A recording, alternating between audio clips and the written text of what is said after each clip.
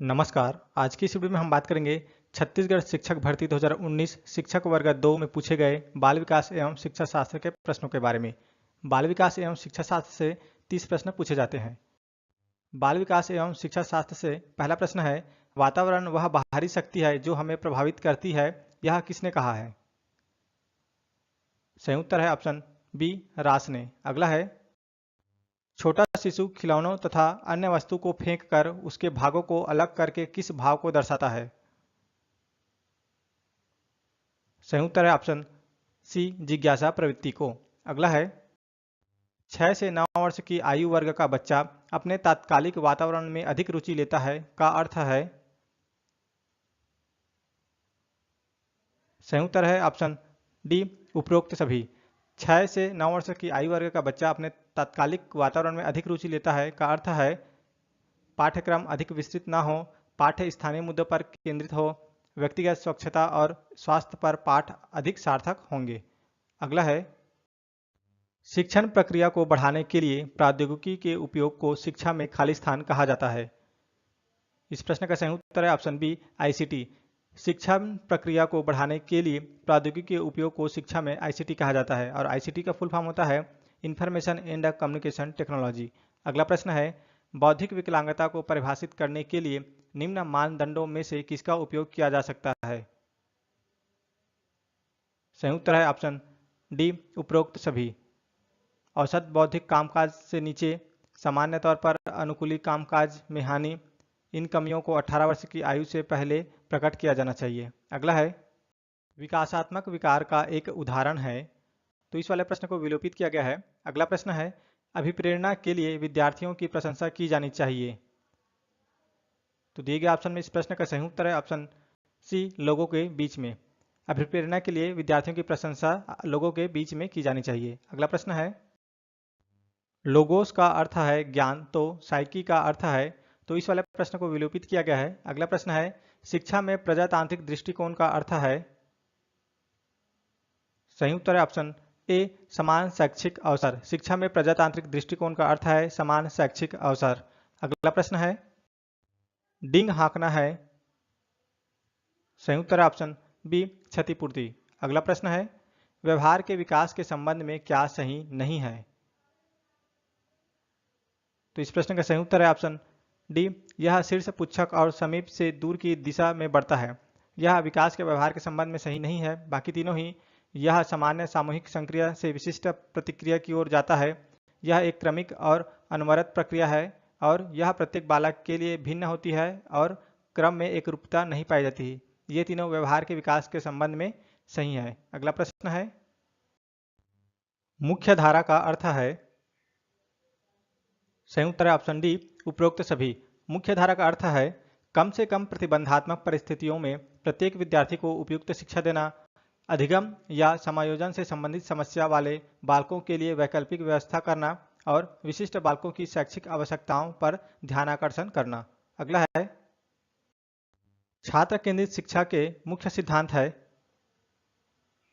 सही उत्तर है option C, दोनों। छात्र केंद्रित शिक्षा के मुख्य सिद्धांत है करके सीखना और जीकर सीखना, लर्निंग बाय डूइंग और लर्निंग बाय लिविंग। अगला है, अधिगम के रूप में आकलन सीसीई का महत्वपूर्ण अवयव है क्योंकि पहला है, अधिगम कौशलों को सीखने में मदद करता है, दूसरा है, जीवन पर्यंत अधिगम की क्षमताओं का विकास करता है। यहाँ सीसीई का फुल फॉर्म होता है कंटिन्यूअस एंड कॉम्प्रिहेंसिव इवैल्यूएशन। तो इसका सही उत्तर है ऑप्शन सी, एक और दो, दोनों। अधिगम कौशलों को सीखने में मदद करता है और जीवन पर्यंत अधिगम की क्षमताओं का विकास करता है। अगला प्रश्न है, शिक्षा हेतु सामान्य विधियों की आवश्यकता होती है जो कि मुख्यतः केंद्रित होती है? सही उत्तर है ऑप्शन ए, व्यवस्थित निरीक्षण विधि। शिक्षा हेतु सामान्य विधियों की आवश्यकता होती है जो कि मुख्यतः केंद्रित होती है व्यवस्थित निरीक्षण विधि। अगला है, सीखने की अक्षमता में गणितीय विकार का नाम है?